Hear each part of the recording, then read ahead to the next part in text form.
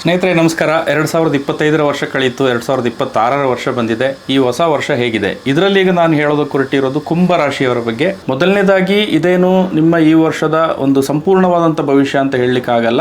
ಯಾಕೆಂದರೆ ಕೇವಲ ರಾಶಿಯನ್ನು ಆಧರಿಸಿ ಯಾರ ಭವಿಷ್ಯವನ್ನು ಕೂಡ ಕಂಪ್ಲೀಟ್ ಆಗಿ ಪ್ರಿಡಿಕ್ಟ್ ಮಾಡಲಿಕ್ಕೆ ಸಾಧ್ಯ ಆಗೋದಿಲ್ಲ. ಗೋಚರ ಫಲದ ಆಧಾರದಲ್ಲಿ ಈ ವರ್ಷ ನಿಮಗೆ ಪರಿಸ್ಥಿತಿಗಳು ಅನುಕೂಲಕರವಾಗಿರುತ್ತದಾ ಇಲ್ವಾ ಅನ್ನೋದನ್ನು ಹೇಳ್ಬೋದಷ್ಟೇ. ಅದರಲ್ಲೂ ಕೂಡ ಗೋಚರ ಫಲ ಕೂಡ 20-30% ಅಪ್ಲೈ ಆಗುತ್ತೆ ಅಂತ ಎಲ್ಲ ಜ್ಯೋತಿಷ್ಯ ವಿದ್ವಾಂಸರು ಹೇಳ್ತಾರೆ, ಒಪ್ತಾರೆ ಕೂಡ.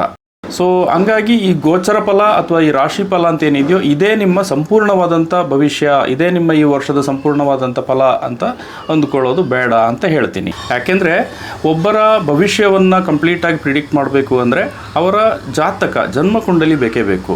ಜನ್ಮಕುಂಡಲಿಯಲ್ಲಿ ಗ್ರಹಗಳ ಪೊಸಿಷನ್ ಹೇಗಿದೆ, ಜೊತೆಗೆ ಈಗ ನಡೀತಾ ಇರುವಂಥ ದಶ ಯಾವುದು, ದಶೆಯ ಅಧಿಪತಿ ಗ್ರಹ ಯಾವುದು, ಆ ಅಧಿಪತಿ ಗ್ರಹ ಎಲ್ಲಿ ಸ್ಥಿತ ಆಗಿದೆ, ಅಂತರದಶ ಯಾವುದು, ಷಡ್ಬಲ ಎಷ್ಟಿದೆ, ಯಾವ ನಕ್ಷತ್ರದಲ್ಲಿ ಆ ಪ್ಲಾನೆಟ್ ಸ್ಥಿತ ಆಗಿದೆ, ಸೊ ನವಾಂಶದಲ್ಲಿ ಅದರ ಸ್ಥಿತಿ ಹೇಗಿದೆ, ಹೀಗೆ ತುಂಬ ವಿಚಾರಗಳನ್ನು ಪ್ರಿಡಿಕ್ಷನ್ನಲ್ಲಿ ತರಬೇಕಾಗುತ್ತೆ. ಸೊ ಕೇವಲ ಒಂದು ರಾಶಿಯಿಂದ ಅದು ಸಂಚಾರದಲ್ಲಿರುವಂಥ ಒಂದು ಪ್ಲಾನೆಟ್ಟು ಅದನ್ನು ನೋಡಿ ಈ ಕಂಪ್ಲೀಟ್ ಪ್ರಿಡಿಕ್ಷನ್ ಅಂತ ಮಾಡೋದು ಜ್ಯೋತಿಷ್ಯದಲ್ಲಿ ಅಂಥ ಪದ್ಧತಿ ಇಲ್ಲ. ಪ್ರತಿಯೊಬ್ಬರ ಜೀವನದಲ್ಲೂ ಪ್ರಧಾನವಾಗಿ ಪಾತ್ರ ವಹಿಸೋದು ಸದ್ಯ ನಡೀತಾ ಇರುವಂಥ ದಶೆಗಳೇ. ದಶೆಯ ಜೊತೆಗೆ ಗೋಚರ ಫಲವನ್ನು ಅನ್ವಯಿಸೋದು ಜ್ಯೋತಿಷ್ಯದ ಒಂದು ಪದ್ಧತಿ ಅಷ್ಟೇ. ಅಂದರೆ ಗೋಚರ ಫಲ ಅನ್ನುವಂಥದ್ದು ಏನಿದೆ ಅದೊಂದು ಟೂಲ್ ಅಷ್ಟೇ.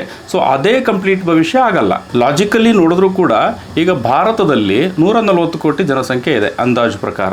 ಸೊ ನಾವೀಗ 12 ರಾಶಿಗಳನ್ನು 140 ಕೋಟಿ ಜನರಿಗೆ ನಾವೀಗ ಡಿವೈಡ್ ಮಾಡಿದ್ರೂ ಕೂಡ 11 ಕೋಟಿ ಜನರಿಗೆ ಒಂದೇ ರಾಶಿ ಬರ್ತದೆ, ಹೆಚ್ಚು ಕಡಿಮೆ ಸರಾಸರಿ. ಸೊ ಈ 11 ಕೋಟಿ ಜನರ ಜೀವನವು ಒಂದೇ ಥರದಲ್ಲಿ ಇರ್ತದಾ ಅಂತ.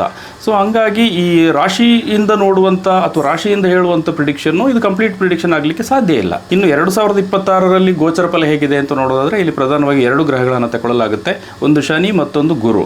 ಸೊ ಉಳಿದ ಗ್ರಹಗಳು ಪ್ರತಿ ತಿಂಗಳು ಬದಲಾಗುತ್ತೆ, ಕೆಲವೊಂದು ಪ್ಲಾನೆಟ್ಸು 1.5 ತಿಂಗಳು ತಗೊಳ್ಳುತ್ತೆ. ಸೊ ಇದನ್ನು ನಾವು ವಾರ್ಷಿಕ ಫಲಕ್ಕೆ ಅಪ್ಲೈ ಮಾಡಲಿಕ್ಕೆ ಸಾಧ್ಯ ಇಲ್ಲ. ಸದ್ಯ ಈಗ ಶನಿ, ಇದರಲ್ಲೀಗ ಶನಿ ತಗೊಂಡ್ರೆ ಶನಿ ಬಂದು ಮೀನ ರಾಶಿಯಲ್ಲಿದೆ. ಈ ವರ್ಷಾಂತ್ಯದವರೆಗೂ ಕೂಡ ಮೀನರಾಶಿಯಲ್ಲೇ ಇರ್ತದೆ. ಕುಂಭರಾಶಿಯವರಿಗೆ ಶನಿ ಬಂದು 2ನೇ ಭಾವಕ್ಕೆ ಬರ್ತದೆ. ಇದು 7.5 ಅವಧಿ, 7.5ನ ಕಡೆಯ ಹಂತದ ಅವಧಿ ಇದು. ಸೊ ಇದು ಕುಟುಂಬ ಸ್ಥಾನನೂ ಹೌದು, ಧನಸ್ಥಾನನೂ ಹೌದು. ಸೊ ಸ್ಪೀಚ್, ಮಾತು, ನಿಮ್ಮ ಮಾತಿನ ವಿಚಾರದಲ್ಲೂ ಕೂಡ ನೀವು ಆಡುವಂಥ ಕೆಲವೊಂದು ಮಾತಿನಿಂದನೂ ಕೂಡ ಕೆಲವೊಂದು ಸಮಸ್ಯೆಗಳನ್ನು ತಂದುಕೊಳ್ಳುವಂಥ ಸಾಧ್ಯತೆ ಇರ್ತದೆ. ಸೊ ಜೊತೆಗೆ ಕುಟುಂಬಸ್ಥರೊಂದಿಗಿನ ನಿಮ್ಮ ನಡ್ಕೊಳ್ಳುವಂಥ ರೀತಿ ಇದು ಕೂಡ ನೀವು ನಿಗಾ ಇರಬೇಕಾಗುತ್ತೆ, ನೀವು ಅದರ ಮೇಲೆ ಒಂದು ನಿಯಂತ್ರಣ ಇರಬೇಕಾಗುತ್ತೆ.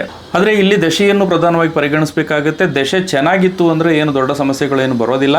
ದಶೆ ಚೆನ್ನಾಗಿಲ್ಲ ಅಂದರೆ 7.5ನ ಅವಧಿ ಆಗಿರೋದ್ರಿಂದಾಗಿ ಸ್ವಲ್ಪ ಸಂಕಷ್ಟಗಳನ್ನು ಎದುರಿಸುವಂಥ ಪರಿಸ್ಥಿತಿ ಇರ್ತದೆ. ಇನ್ನು ಗುರುವಿನ ವಿಚಾರಕ್ಕೆ ಬರೋದಾದರೆ ಈ ವರ್ಷದ ಜೂನ್ವರೆಗೂ ಕೂಡ ಗುರುಬಲ ಇರ್ತದೆ.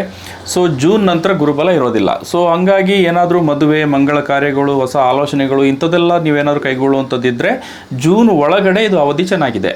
ಸೊ ಇನ್ನು ರಾಹುಕೇತು ಪ್ರತಿ 1.5 ವರ್ಷಗಳಿಗೆ ಒಂದ್ಸಲ ರಾಶಿ ಬದಲಿಸುವಂಥ ಗ್ರಹಗಳು. ಸೊ ರಾಹು ಬಂದು ಇವಾಗ ಕುಂಭದಲ್ಲೇ ಇದೆ.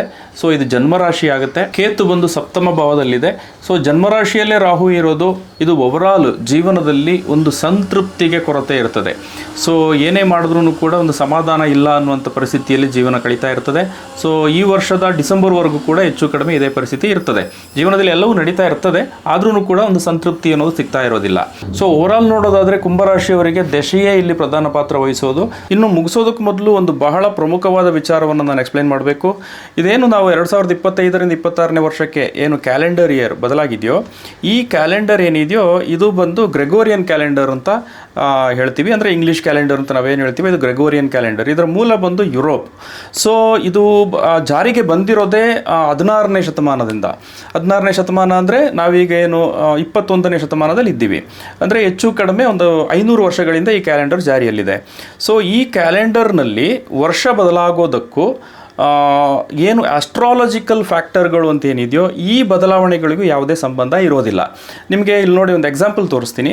ಇದು 2025 ಡಿಸೆಂಬರ್ 31 ಪ್ಲಾನೆಟರಿ ಪೊಸಿಷನ್ಸ್. ಓಕೆ, ಇದರ ಪಕ್ಕದಲ್ಲಿರೋದು 2026 ಜನವರಿ 1ನೇ ತಾರೀಕು ಅಂದರೆ ಹೊಸ ವರ್ಷದ ಮೊದಲ ದಿನದ ಪ್ಲಾನೆಟರಿ ಪೊಸಿಷನ್ಸ್.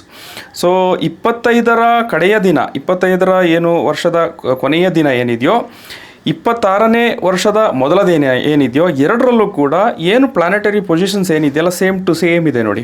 ಚಂದ್ರ ಸಾಮಾನ್ಯವಾಗಿ 2.5 ದಿನಕ್ಕೆ ಒಂದ್ಸಲ ರಾಶಿ ಬದಲಾವಣೆ ಮಾಡ್ತದೆ. ಆದರೆ ಇಲ್ಲಿ ಚಂದ್ರನೂ ಕೂಡ ವೃಷಭ ರಾಶಿಯಲ್ಲೇ ಇದೆ. ನಿಮಗೆ 31ನೇ ತಾರೀಕಿಗೂ ವೃಷಭ ರಾಶಿಯಲ್ಲಿದೆ, 1ನೇ ತಾರೀಕಿಗೂ ವೃಷಭ ರಾಶಿಯಲ್ಲೇ ಇದೆ. ಅಂದರೆ ಚಂದ್ರ ಕೂಡ ರಾಶಿ ಬದಲಾವಣೆ ಮಾಡಿಲ್ಲ.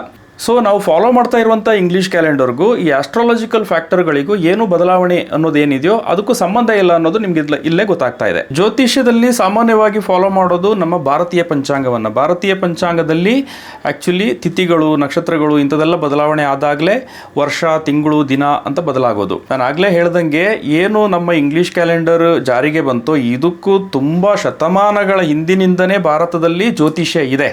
ಸೊ ಈ ಜ್ಯೋತಿಷ್ಯ ಬಂದು ಆವಾಗಲಿಂದನೂ ಫಾಲೋ ಮಾಡ್ತಾ ಬಂದಿರೋದು ಏನು ತಿಥಿ ನಕ್ಷತ್ರಗಳ ಬದಲಾವಣೆ ಅಂತ ಏನಿದೆಯೋ ಇದರ ಆಧಾರದಲ್ಲಿರುವಂಥ ಭಾರತೀಯ ಪಂಚಾಂಗವನ್ನು. ಸೊ ಭಾರತೀಯ ಪಂಚಾಂಗದ ಪ್ರಕಾರ ನಮ್ಮ ವರ್ಷ ಬದಲಾಗೋದು ಯುಗಾದಿಗೆ. ಸೊ ಅದರಂತೆ ನಮ್ಮ ಹೊಸ ವರ್ಷ ಬದಲಾವಣೆ ಆಗೋದು ಕೂಡ ಭಾರತದಲ್ಲಿ ಬದಲಾವಣೆ ಆಗೋದು ಯುಗಾದಿಗೇನೆ ಹೊಸ ವರ್ಷ ಅಂತ ನಾವು ಪರಿಗಣಿಸಬೇಕಾಗುತ್ತೆ. ಸೂರ್ಯ ಮತ್ತು ಚಂದ್ರರ ಚಲನೆಯ ಆಧಾರದಲ್ಲಿ ಈ ಪಂಚಾಂಗ ವರ್ಕ್ ಆಗುತ್ತೆ. ಸೊ ಅದನ್ನೇ ಇಲ್ಲಿ ನಾವು ಜ್ಯೋತಿಷ್ಯ ಶಾಸ್ತ್ರದಲ್ಲಿ ಅನ್ವಯಿಸ್ತಾ ಬಂದಿರೋದು. ಆದರೂ ಕೂಡ 2026ನೇ ಕ್ಯಾಲೆಂಡರ್ ವರ್ಷದಲ್ಲಿ ಪರಿಸ್ಥಿತಿಗಳು ಅನುಕೂಲಕರವಾಗಿದೆಯೋ ಇಲ್ವೋ ಅನ್ನೋದನ್ನು ಇನ್ ಜನರಲ್ ನಾವಿಲ್ಲಿ ತಗೊಳ್ಬೋದು.